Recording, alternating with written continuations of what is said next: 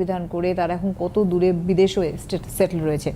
তো সব নিয়েই থাকবে আলোচনা অবশ্যই, কারণ আমাদের সঙ্গে যখন থাকেন সন্দীপ শাস্ত্রী। অনেক স্বাগত সন্দীপকে অনুষ্ঠানে আসার জন্য। অনেক ধন্যবাদ তোমাকে।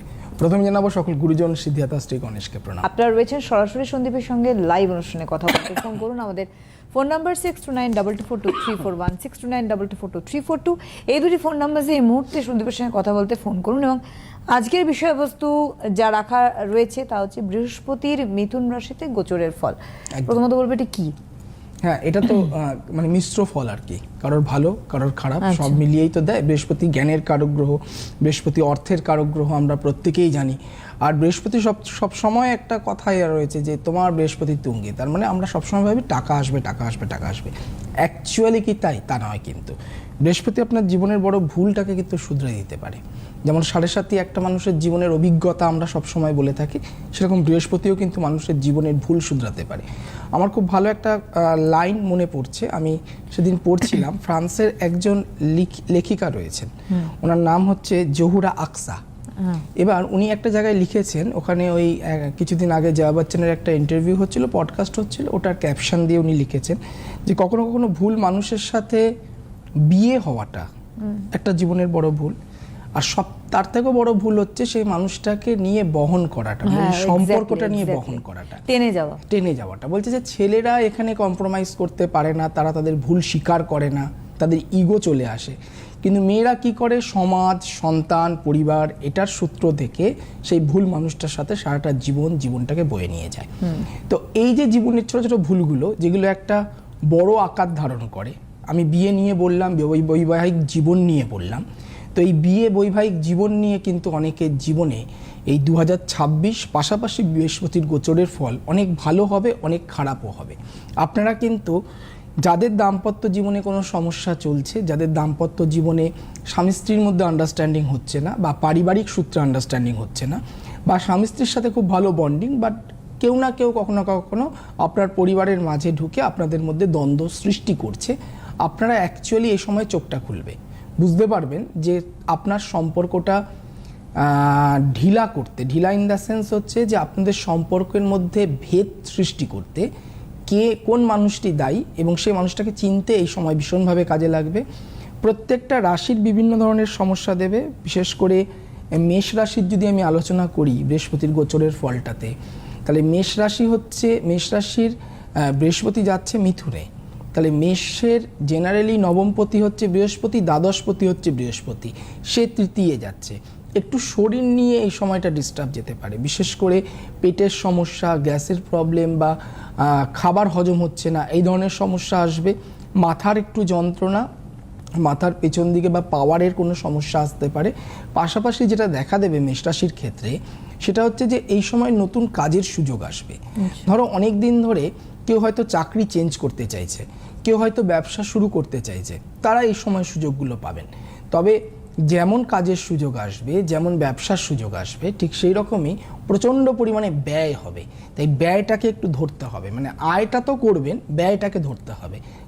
মানে যেটাকে বলা হয় অপ্রত্যাশিত, মানে যেটার আমার কোনো আশা ছিল না, সেই রকম ধরনের ব্যয় হবে। কিন্তু বৃষ রাশির ক্ষেত্রে মোটের ওপর সময়টা ঠিকঠাকই আছে, তবে দাম্পত্য জীবনের দিক থেকে একটু ডিস্টারবেন্স রয়েছে বৃষ রাশির অষ্টমপতি কিন্তু বৃহস্পতি এবং একাদশপতি বৃহস্পতি।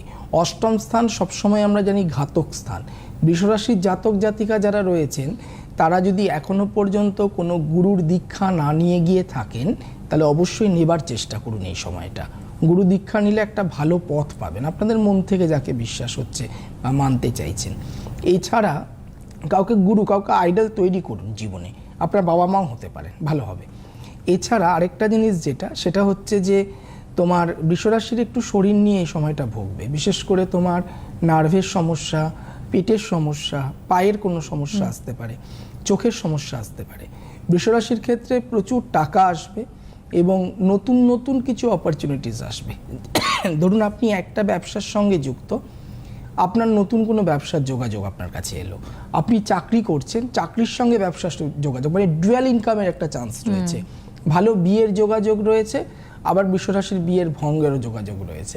সুতরাং যারা বিবাহিত তারা সতর্ক হতে হবে, যারা বিবাহিত নও তার জন্য আনন্দের জায়গা, কারণ বিয়ে হবে। আর পয়সাও কিন্তু আসবে। তবে যেহেতু দ্বাদশ অষ্টমপতি বললাম, শরীরের জন্য অর্থ ব্যয় বা রং ট্রিটমেন্টের একটা সম্ভাবনা বৃষ রাশির। হ্যাঁ, মিথুন রাশির ক্ষেত্রে মিথুন রাশির কিন্তু মোটের ওপর ভালো ফল দেবে। কারণ হচ্ছে তার সপ্তমপতি বৃহস্পতি এবং দশমপতি বৃহস্পতি যে এখন মিথুনে গিয়ে বসেছে, ফলে বৃহস্পতির কিন্তু 3টি জায়গারই ভালো গুণ আপনারা পাচ্ছেন। সপ্তম স্থান আমরা জেনারেলি জানি ব্যবসার জায়গা, আমরা জানি বিয়ের জায়গা, বিবাহিত জীবনের জায়গা। দশম স্থান কর্মের জায়গা। এমনিতেই তো আমরা শুনতে পারলাম যে সুপ্রিম কোর্ট কিন্তু 32,000 চাকরি বহাল রেখেছেন। তো সুতরাং এটা একটা আনন্দের বিষয়, কারণ হচ্ছে যে বৃহস্পতি কিন্তু এই টিচিং প্রফেশনটাও দেয়। সুতরাং মিথুন রাশির জাতক জাতিকা যারা, তারা কিন্তু এই ধরনের একটা ভালো ফল চাকরির দিক থেকে, ব্যবসার দিক থেকে ভালো ফল পেতে পারেন। স্টুডেন্টরা খুব ভালো করে পড়াশোনা করো, বিশেষ করে যারা লিটারেচার নিয়ে, যারা আর্টস নিয়ে, আর্ট নিয়ে যারা পড়াশোনা করছো, নাচ গান সংক্রান্ত, অভিনয় সংক্রান্তে যারা রয়েছেন, ডিরেকশনে যারা রয়েছেন, প্রোডাকশনে যারা রয়েছেন, তাদের ক্ষেত্রে ভালো ফল আসার সম্ভাবনা রয়েছে। পারিবারিক একটা অশান্তির সম্ভাবনা, পারিবারিক মানে হচ্ছে স্বামী স্ত্রী নয়, কিন্তু সম্পত্তিগত না, সম্পত্তিগতও নয়, পরিবারের মধ্যে একটা ক্ল্যাশ। ধরো কারোর না কারোর সাথে ঝামেলা রয়েছে, সেই ঝামেলাটা বাড়তে পারে, সম্পত্তিগত একেবারেই নয়। কর্কট রাশির ক্ষেত্রে একটু সতর্ক হওয়াটা দরকার, কারণ কর্কট রাশির দ্বাদশে বৃহস্পতি গেল। দ্বাদশ স্থান আমাদের কিন্তু অত্যাধিক ব্যয়ের জায়গা, প্রচণ্ড পরিমাণে অর্থনৈতিক ব্যয়ের একটা সম্ভাবনা কর্কট রাশির দেখতে পাচ্ছি। এবং বিশেষ করে এই গোচরের সময়টাতে আপনারা নতুন কোনো কাজ, নতুন কোনো এক্সপেরিমেন্ট নিজেকে নিয়ে করবেন না, নতুন কোনো কাজে যুক্ত হবেন না, নতুন কোনো টাকা ইনভেস্টমেন্ট মোটা অ্যামাউন্টের কোনো জায়গায় না করা ভালো। কাউকে টাকা ধার দেওয়া বা কারোর কাছ থেকে টাকা ধার নেওয়া, এটা না করলেই ভালো হয়। কর্কট রাশির একটা জিনিস খুব ভালো হচ্ছে এখানটাতে, যে আপনার এডুকেশনের সাথে যারা যুক্ত রয়েছেন প্রেজেন্ট টাইম, বর্তমান সময়ে, তাদের ক্ষেত্রে ভালো ফল দেবে। যারা বিভিন্ন ধরনের চাকরির খোঁজ করছো, বিশেষ করে স্থায়ী চাকরি বা গভর্নমেন্ট সার্ভিস, তারা জন্মস্থান থেকে দূরে কোনো জায়গায়, তোমাদের যখন পরীক্ষাগুলো বসবে, তোমাদের একটা সিট ফিল আপ করতে হয়, একটা জায়গা ফিল আপ করতে হয়, জোন ফিল আপ করতে হয়, সেই জোনটা তোমার জন্মস্থান থেকে দূরে রাখো। সেক্ষেত্রে আশা করা যাচ্ছে একটা প্রাপ্তি যোগ রয়েছে।